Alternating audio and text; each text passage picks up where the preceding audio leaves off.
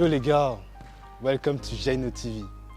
On se retrouve pour une nouvelle vidéo, un nouveau reportage, ici à Jumet, Spiro Charleroi, Spiro Next Gen Academy, qui met en avant des jeunes joueurs, filles et garçons. Vous aurez la chance de découvrir le parcours d'un jeune joueur, Diego Martins, voir jusqu'à où il est capable d'aller pour atteindre son plus grand rêve. À la veille des demi-finales AEBB, on va voir comment ça se passe dans le centre de formation Spiro Next Gen Academy, avec les joueurs pros, avec le directeur technique et toute l'équipe et les joueurs. Jaino TV, toujours des matchs, des entraînements, des reportages. Yo les gars, let's go! Should've knew I was coming, just still a young and I knew I'd give me some money. Know I turn nothing to something, I look at your cousin, the youngest is me and running. I promise to keep it 100, keep it 100. You see me down in the house, so you got to respect me. Fuck you, give me my check, please. Young and chasing dreams, reaching for the stars. Got it all, but now I'm richer than I've ever been. I'm richer than I've ever been. Yeah, I'm richer than I've ever been.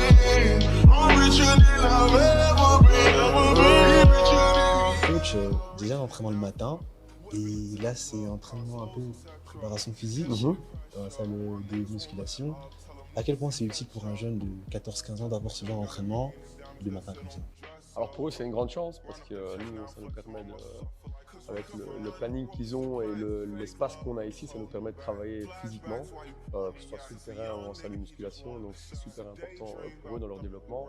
Et comme j'expliquais, donc nous avons un but éducatif, donc les éducatifs au niveau physique sont super importants. Donc que ce soit sur le terrain ou en muscu, on va travailler toutes les bases et après une fois que les bases sont acquises, on peut commencer à jouer un peu avec ça et essayer de compléter un peu leur panel pour gagner en vitesse, en force, ce qui est super important pour eux sur le terrain. Donc c'est ça l'objectif, c'est de les rendre meilleurs sur le terrain en soi. Okay, et petit dernier détail, ça évite aussi les blessures.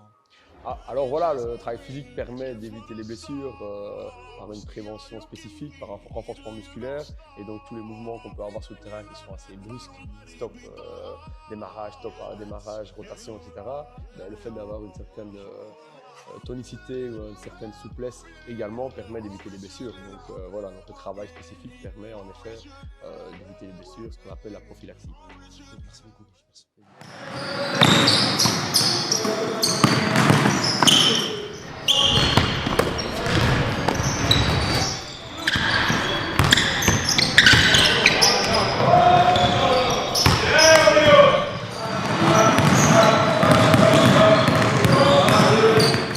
Voilà, donc le but des entraînements du matin, c'est simplement, on va dire, de les professionnaliser un peu, de leur donner plus de séances d'entraînement. Donc ils ont les séances le soir, comme beaucoup d'équipes ont, mais en donnant entraînement le matin, ça permet de leur donner 2 heures en plus le mardi, 2 heures en plus le jeudi, et aussi de voir un peu comment un professionnel peut travailler en venant le matin s'entraîner, et puis voilà, en allant faire sa journée. Voilà, eux, ils vont à l'école et puis le soir, ils reviennent. Donc, ça leur permet de s'acclimater un peu et de voir quelle vie ils pourraient avoir plus tard. Parce qu'on pense toujours que faire du basket, c'est la plus belle vie. Mais voilà, c'est quand même des sacrifices aussi. Ça demande des efforts. Et donc, ça, voilà, au quotidien, ils sont capables de voir ce que ça donne avec les entraînements le matin et les entraînements le soir. Par rapport à la demi-finale de coupe ici, la préparation, c'est une préparation un peu bizarre parce qu'on joue contre Spirou. Donc, c'est une équipe qui travaille comme nous. Marc qui est coach, moi a été mon assistant des deux, on travaille ensemble maintenant depuis 4-5 ans, quelqu'un que je respecte beaucoup, les joueurs aussi, c'est des joueurs que j'ai aussi en championnat, que lui a en coupe, donc voilà, c'est un travail assez particulier, c'est la première fois réellement qu'on va avoir cette situation-là, donc voilà, je pense que dans le travail, on va rester sur ce qu'on fait comme toujours, on va travailler, essayer de peaufiner les petits détails, de voir vraiment ce qu'on peut mettre en place au niveau offensif, défensif, pour avoir le meilleur répondant possible dans la demi-finale. Et après, je pense que ça joue de toute façon sur l'envie, le mental. Voilà, il y aura des très bons joueurs de leur côté, il y a des très bons joueurs de notre côté. Celui qui aura le plus envie, l'équipe qui fera le plus d'efforts et qui jouera ensemble, pour moi, aura eu une occasion vraiment de remporter le match. Et voilà. On voulait vous féliciter pour la qualification pour la finale de la Coupe du Monde.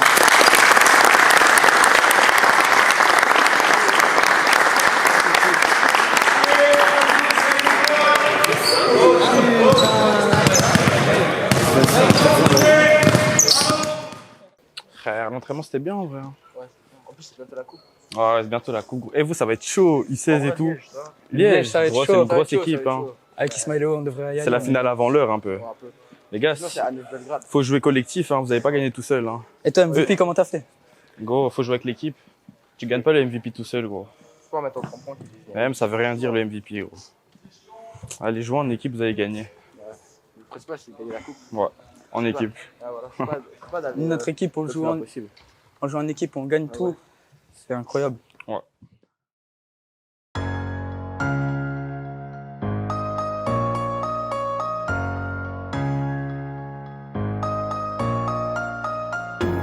Maman tu vois, yeah. Maman tu vois. Ai-je le droit d'être rêveur? Pas comme tous, croire ceux qui ne croient pas. Le droit d'être rêveur, pas comme tous, croire ceux qui ne croient pas. Excusez-moi mais c'est ma nature d'être. J'ai toujours su croire avant de voir de mes prunelles. Ils me croyaient On va savoir un peu, directeur technique, là maintenant on est à Jumet. On va savoir quelle est un peu la philosophie de l'académie ici au Laurenti Next Gen Spiro. Alors notre philosophie, c'est avant tout le développement individuel du joueur. On veut lui donner le maximum de chances, d'opportunités, d'atteindre le plus haut niveau possible. Et est-ce que ça va aussi de la même longueur d'onde avec la division 1? Est-ce qu'ils travaillent sur le même système? Est-ce qu'ils travaillent sur les mêmes routines? Parce qu'entraînement, avoir entraînement le matin, c'est pas dans tous les clubs qu'on a. Est-ce que c'est un peu le même système que la D1? Oui, on est, en tout cas, les systèmes de jeu de la D1 sont dérivés vers la deuxième équipe et puis vers les U21 et puis ils sont simplifiés, mais les principes sont dictés au départ du staff qui comprend le coach Sam, le coach Fred, Axel Nouvelle et Et dernière question un peu, coach, là vous étiez aussi ancien directeur au centre de formation à UB. Est-ce qu'on peut considérer maintenant aussi à Jumet avec 6 terrains? On voit la routine qu'ils ont après l'entraînement, partir à l'école avec un bus. Est-ce que c'est comme un peu un centre de formation qui est similaire au centre de Namur, où un jeune peut se dire je peux aussi venir à la Laurenti Next Gen comme si j'étais aussi au centre de formation de Namur? Alors, je pense qu'on travaille différemment, mais qu'on a mis en place tout ce qui était possible au niveau basket, au niveau scolaire, pour que les jeunes puissent tendre vers le haut niveau en réussissant un parcours scolaire et avec des infrastructures qui sont uniques, à mon avis, en Europe. Ok. En tout cas, merci beaucoup, coach, pour les informations et à la suite. Merci. Avec plaisir. Merci beaucoup. Trips that you plan for the next whole week. Bands too long for a nigga so cheap. Being flex so D, sex so D. You got it, girl, you got it. Hey. You got it, girl, you got it. Yeah. Pretty little thing, you got a bag and now you wildin'. You just took it off the line, no mileage. Way they hitting you, the DM looking violent. Talking while you come around and not silent. Through the Cooper 17, no guidance. You be staying low, but you know what the price is. Ain't never got you know it being modest. Poppin' shit, but only cause you know you poppin', yeah. You got it, girl, you got it. Hey. You got it, girl, you got it. Hey. You got it, girl, you got it. You got it, girl, you got it.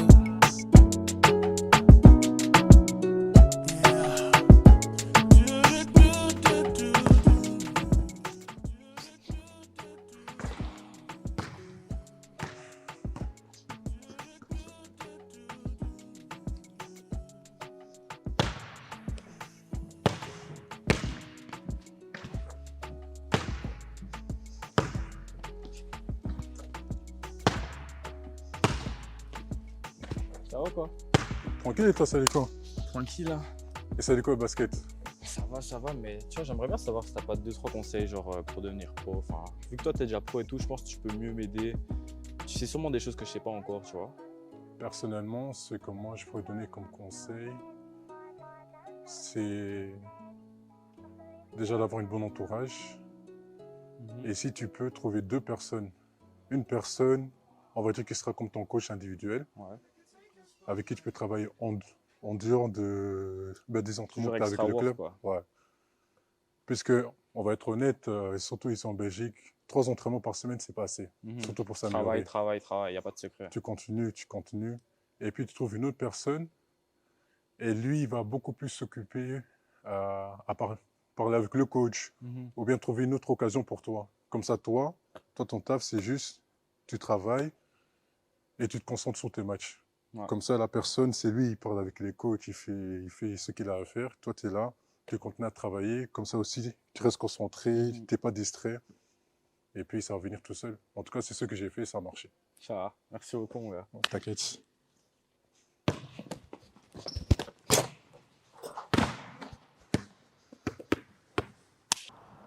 Donc voilà, Diego, fin de journée un peu. C'est comme ça ton quotidien? Voilà, c'est ça. Hein. Souvent, genre, mardi, jeudi, j'ai entraînement le matin. Puis plus entraînement le soir, tu vois. Du coup, ça me fait souvent 2 entraînements par jour et quasi 6 entraînements semaine. J'ai envie de savoir, tu étais au centre de formation l'année dernière. Si je te parle de centre, ça te dit quoi?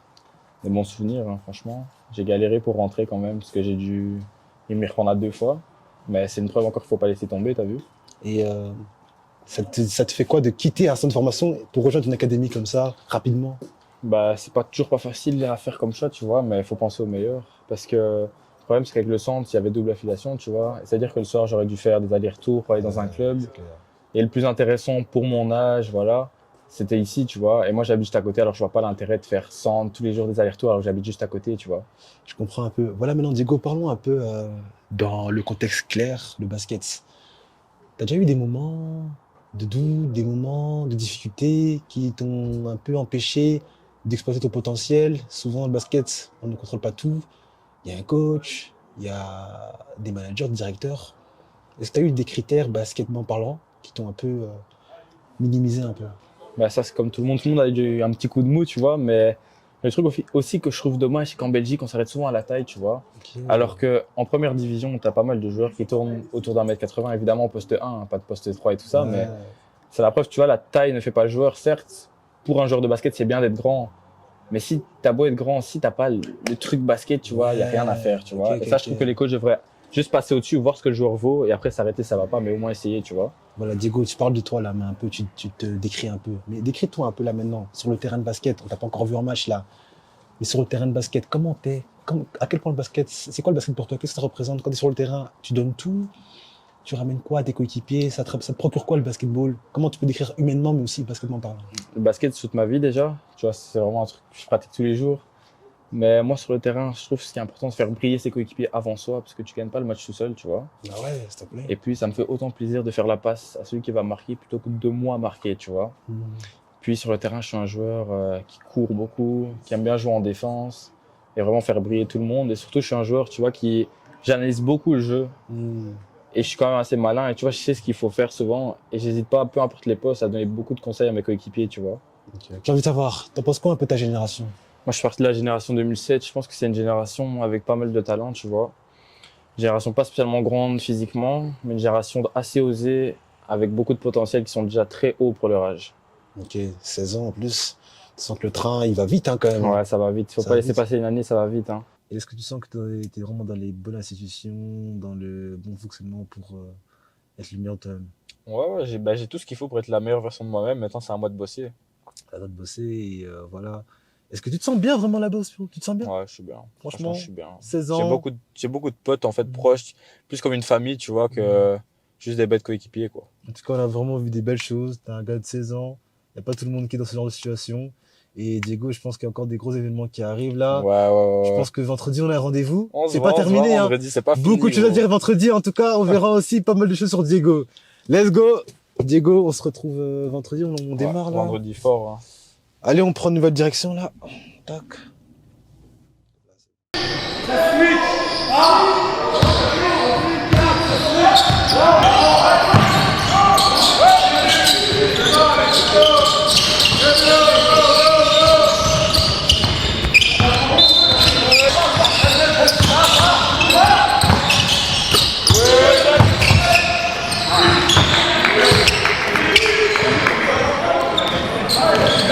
Philippe, 45 degrés, écart, dans l'autre sens, battu avec Achille.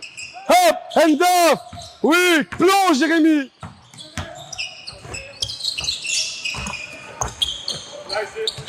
Hey, attends, plonge tout de suite, tu vois.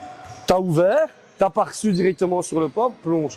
Exactement au moment où lui va revenir vers toi, toi tu vas plonger. Et là tu vas être en vitesse. Et là sur le premier pas, il va être battu directement et tu vas savoir aller finir. C'est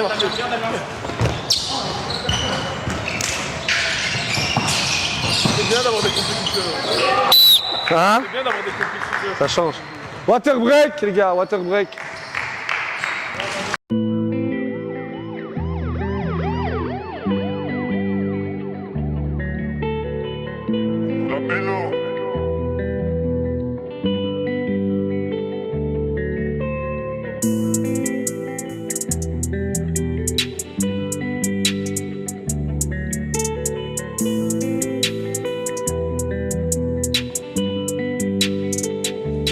Petit garçon déterminé, chaud comme le soleil, fait vivre de sa passion tout en répondant à son appel. Dans son cartable blanc, tout des cahiers, beaucoup de rêves. Et pour les réaliser, faudra couper le sommeil. Il n'y a que le travail qui paye.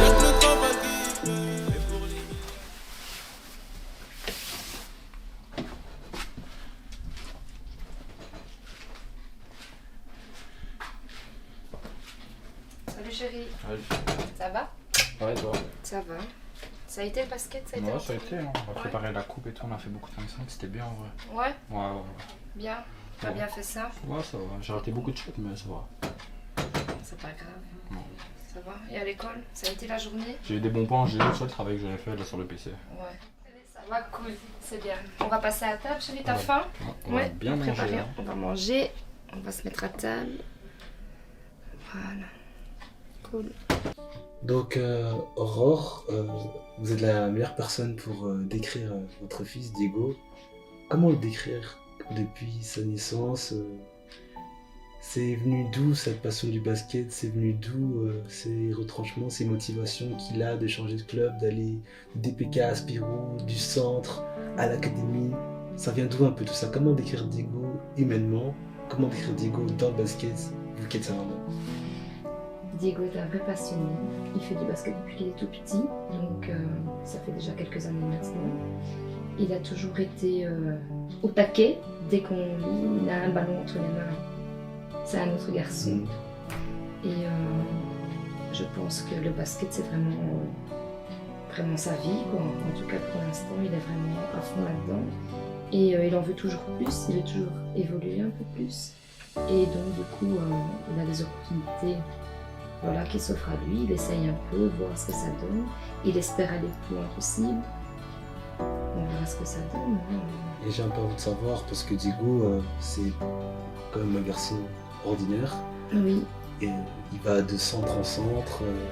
Donc il y a plusieurs moments, comme la semaine dernière, où tu n'es pas toujours avec Diego. Il commence à avoir 7 ans, il commence à devenir un grand garçon. Ça te fait quoi de laisser souvent ton fils au centre, de laisser ton fils un peu partir un peu à l'aventure, sans que tu sois toujours derrière lui, aller accomplir son rêve, comme ça, de devenir basketteur professionnel? Enfin, comment tu perçois ça, le fait de laisser Diego partir comme ça? Pour moi, lui, c'est ce qu'il veut faire. Donc pour moi, s'il est bien, s'il est heureux, c'est ma priorité. Donc quand je le sens épanoui, pour moi, tout va bien. Est-ce qu'il y a des moments dans des matchs où tu as pu ressentir les émotions de Diego, où c'était difficile, où tu as voulu me rentrer sur le terrain? Diego, à chaque fois, comme ça. C'est comment un peu ce genre de moment avec Diego? Quand tout se passe bien, je le vois. Diego ne parle pas beaucoup, mais on voit directement quand il a sa maman, quand sa maman, je vois quand quelque chose ne va pas. Est-ce qu'il y a un instinct comme ça qui fait comprendre une chose? Oui, son visage change, il se ferme comme ça et je vois que ça ne va pas. Donc voilà, là, ce moment-là, j'aime un peu moins quand je vois qu'il est un peu moins bien. Mais quand tout se passe bien sur le terrain, on voit qu'il est épanoui, il est content de ce qu'il fait. Donc alors là, j'aime bien, tout va bien. Une question un peu plus sur le futur. À votre avis, c'est quoi un peu les retranchements, c'est quoi un peu les limites que Diego peut se donner pour réussir? Parce que il est clair qu'il peut aller plus loin. Quelles sont ses limites, quelles sont ses peurs, quelles sont ses attentes selon vous quand vous voyez Diego tous les jours? Ses peurs, ses craintes, peut-être ne pas pouvoir accéder au plus haut niveau. Voilà, je pense que c'est pas évident. Il faut travailler, il faut persévérer. Il y a beaucoup, comme tu disais tout à l'heure, il y a beaucoup de joueurs. Il y a beaucoup Il y a beaucoup de joueurs, aussi. d'investissement également. Donc voilà, il faut vraiment garder la foi et vraiment... Mais de ce qu'on voit déjà, Diego était quelqu'un de motivé. Diego est très persévérant, très motivé, très... c'est quelqu'un qui en veut et il va s'en donner les moyens. Donc, ouais, je pense qu'avec beaucoup de travail et beaucoup de mental, ça peut fonctionner. En tout cas, on verra encore ce que Diego va aller demain au match et merci pour le petit temps en tout cas. Avec plaisir. Merci à toi. Moi j'ai envie de savoir, est-ce que Diego c'est quelqu'un qui fait la vaisselle? Parce que là le repas est prêt, tout ça. Est-ce qu'il cuisine? Est-ce qu'il nettoie un peu? C'est comment un peu avec Diego? C'est comment un peu? Comment ça se passe? Ah bah rien Diego, c'est les entraînements, j'ai pas le temps. t'as pas ton entraînement? Entre les entraînements, l'école et les siestes, il y a plus grand. Non, il abuse. Il abuse un peu. Je pense que c'est vrai qu'à ce niveau-là, c'est un gentil garçon, hein. Il est très très... Mais les tâches à la maison, c'est un peu compliqué. C'est un peu compliqué. On trouve pas ça dans le GPS, c'est un peu la salle. Non, mais... Et t'as un prix, en gros, tu devras te garer et trouver la salle. Déjà pour te garer, dans mes souvenirs, en fait, t'as un centre équestre autour. T'as le centre équestre et alors c'est vraiment un chemin de terre en fait, comme la campagne quoi. C'est le chemin, tu te dis, mais non, c'est pas là. Mais ouais, c'est ça. Non, mais finalement, c'est là quoi. Et la salle, elle est au bout du chemin. Et dans la salle, il n'y a pas de chauffage. Moi, je comprends pas. Donc voilà, Diego, on a mangé, on est un peu détendu là un peu. Là, je vois ta chambre, franchement, c'est pas mal décoré, hein, pas mal d'éléments. On peut s'identifier, s'imaginer dans un contexte basket. Là, déjà, on voit champion ABB 2022-2023, U16, la saison dernière, et on voit un MVP avec le DPK. Parle-nous un peu de ce souvenir. Ouais, c'est un super bon souvenir. Franchement, une bonne équipe de bons potes, en tout cas certains, tu vois. Et franchement, cette saison, elle était magique. On avait une équipe incroyable et malheureusement, on n'a pas réussi à aller jusqu'au champion de Belgique. On s'est arrêté juste avant. Défaite face à Kogan. Ouais. Mais on aurait dû gagner, tu vois. Si j'ai eu des soucis hors basket, mais c'est pas le plus important. Mais franchement, une saison pas du tout regrettable. Diego, franchement, quand on voit ta chambre, c'est vraiment le basket, c'est vraiment ce que tu représentes. Maintenant, une question un peu sur ta vie, une question parce que dans la vie, on a certaines caractéristiques. T'as un handicap en fait. Décris-nous un peu cet handicap. Mais depuis le plus jeune âge, tu vois, je suis considéré comme malvoyant. En fait, je vois que d'un seul œil. Tu vois, et ça, il y a beaucoup de gens qui le savent pas. Puis ça se voit pas spécialement dans le jeu et tout, mais parfois c'est handicapant, tu vois, je le dis pas, mais il y a des moments où ça reste quand même handicapant parce qu'évidemment, si t'as qu'un œil sur les yeux, sur les deux yeux, pardon, c'est voilà quoi. Et comment ça te forge ça? Honnêtement, ça te forge le fait d'avoir un handicap, mais de toujours être là à se battre, ça te forge comment? Ça prouve que peu importe ce que tu as, tu peux être comme les autres. Tout dépend juste de ton regard. Emmanuel Hansel, il a qu'un seul bras, le gars, il tape aux États-Unis, tu vois. Moi, je vois pas d'un œil, c'est pas pour ça que je me cache derrière ça. Évidemment, il y a certaines choses. Tu vas sur ma droite, je peux parfois louper un truc ou l'autre, tu vois, mais c'est pas une excuse, tu vois. Diego, il y a ta mère qui t'accompagne fort, elle te décrit très très bien. Mais est-ce que tu sens que tu aurais pu avoir encore un accompagnement fort avec ta famille? Ça aussi, c'est que c'est pas spécialement... C'est pas de la malchance parce que je suis très très bien avec ma famille, mais on a une très petite famille, tu vois. Moi, par exemple, ça se compose juste de ma mamie, ma maman. C'est pas toujours facile, j'ai eu... avec mon papa, voilà, il a pas poursuivi avec moi dans ma vie, tu vois. Puis que j'ai 2-3 ans, il nous a un peu abandonnés, comme si je peux dire ça comme ça. Mais bon, on a encore quelques contacts parfois, mais c'est quand même... C'est pas que je le considère pas comme mon père, mais ça reste compliqué, tu vois. Quelqu'un qui ne t'accorde pas d'attention, que tu ne vois pas, qui est pas là pour toi, pour moi, il perd un peu son rôle de parent, tu vois. Heureusement, j'ai ma mamie, adorable, ma maman aussi, géniale, tu vois. Et puis voilà, quoi. J'ai l'amour de certains potes aussi qui prend place aussi. Donc par rapport à tes potes un peu, tu peux me dire un peu par rapport à tes potes, parce que le basket, c'est bien, tu veux aller le plus haut possible, tu veux un peu te surpasser, atteindre tes plus grands objectifs, mais parle-nous un peu de tes potes qui peuvent te soutenir selon des moments difficiles un peu.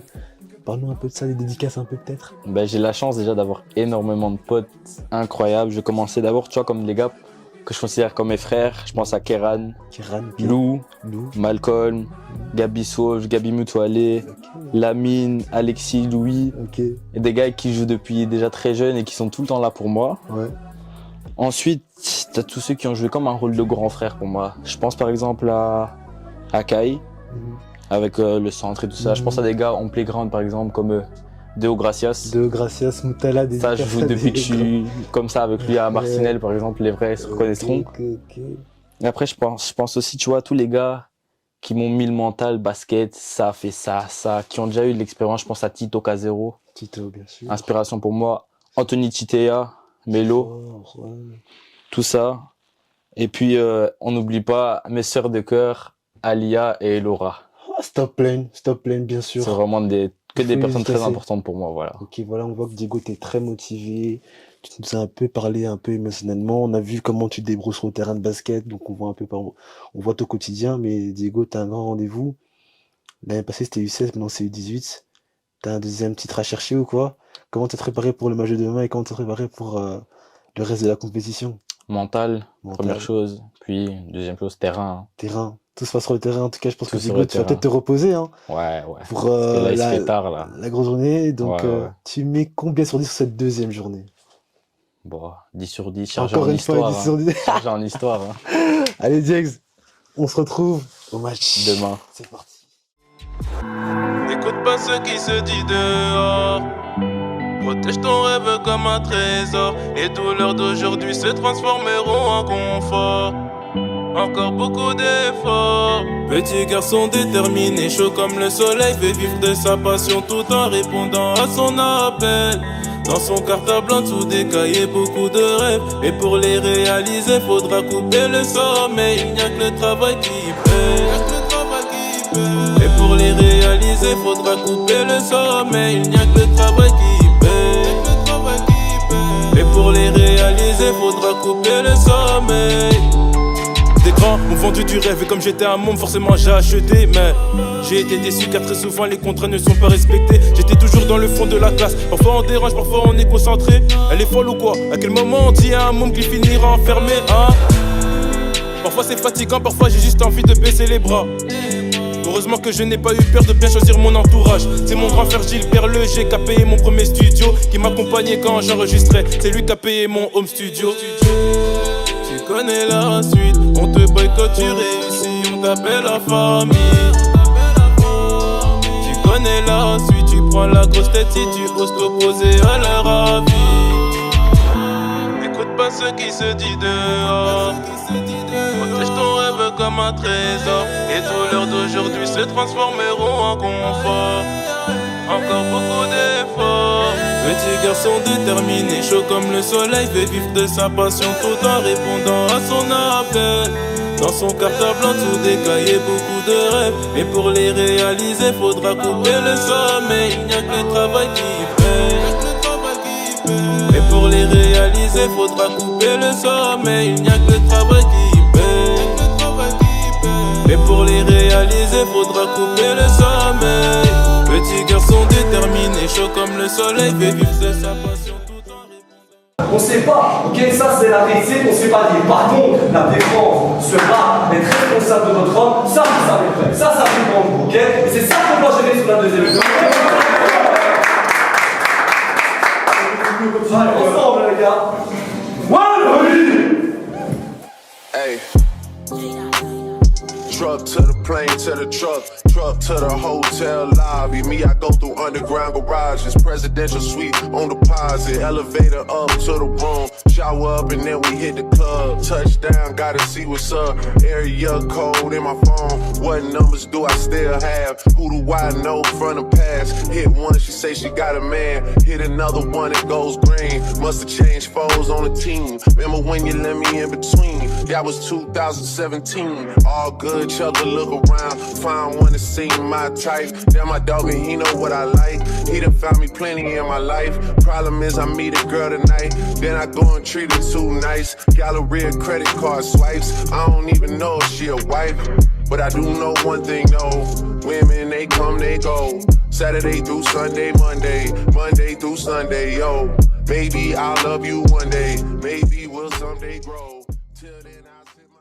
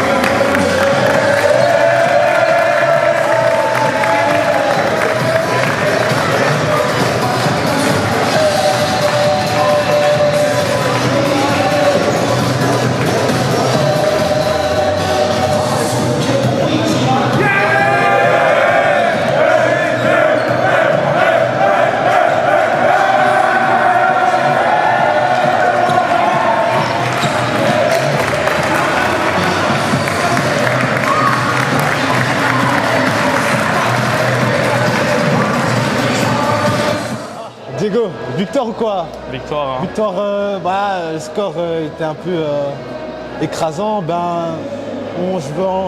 que le match est fini, on s'y attendait un peu quand on voit Spiro A face à Spiro B. Ouais. On se dit qu'il y aura une équipe dominatrice. Est-ce que tu confirmes ça? Sur le terrain, c'était vraiment... on est déjà, tu vois, dans l'équipe, on est déjà 4 qui descendons. Ouais. Et puis, certains joueurs sont supérieurs à d'autres dans l'autre équipe. Et inversement, mais plus de notre côté. Tout ce qui fait que je pense qu'on gagne, tu vois. Tu l'as vu comment ce match? Parce que tu vois bien que tu as des joueurs, tu fasses des joueurs contre qui tu vois tout le temps, chaque semaine. Il y a peut-être cette rivalité, tu vois perçu comment ce match un peu? C'était un peu comment? En vrai, c'est drôle parce que tu joues quand même contre des potes, des gars qui s'entraînent tous les matins et tout. Ouais, c'est ça. C'est drôle, mais il faut rester sérieux dans le match. Et tu gagnes ou tu gagnes pas, tout dépend. Voilà quoi. Et t'en as pensé quoi de ton match là? Vraiment, t'as mis quelques petits paniers, t'as fait toujours ta passe là, comme tu m'as décrit un peu, t'es un joueur qui cherche toujours les bonnes options, les bons drives, en défense t'es là. À quel point t'as senti comment ton match? Moi je pense que j'étais efficace, j'étais là dans les rotations, les interceptions, les petites passes décisives quand il faut, distribuer, courir, voilà. Voilà Diego, qualification en finale. Maintenant, si je te dis rendez-vous dans 2 mois comme ça en mois de mars, tu me proposes quoi un peu? Ce sera quel Diego que je vais voir encore? Oh, back to back de l'année passée, on va aller la chercher. En tout cas Diego, qu'est-ce que tu retiens un peu de cette semaine-là? Faut toujours bosser tous les jours, faut continuer, le chemin est long. Hein. Le chemin est long, même si là c'était finale, demi-finale, après ça il y a Final Four, tout ça on sait pas, on va voir comment ça se passe. Final Four. En tout cas Diego, on a bien vu c'est quoi ton quotidien, comment c'était ton chemin. En tout cas, hâte de voir comment tu vas continuer à t'améliorer et un peu sur ton game. En tout cas, on to the next one. Diego, stop playing, hein? Let's go. Yo les gars, j'espère que la vidéo vous a plu. Alors n'hésitez surtout pas à vous abonner à ma chaîne YouTube, mais aussi mes réseaux TikTok et Instagram. Aussi les réseaux de Digital Express, le réalisateur et le monteur. Aussi de Diego Martins, le joueur principal de cette vidéo. À la suite pour des prochains épisodes. C'est bon? Diego, voilà, fin de journée. J'ai eu des bons points, j'ai eu le travail que j'avais fait là sur le PC. Ouais. Pardon? J'ai eu des bons points, Diego.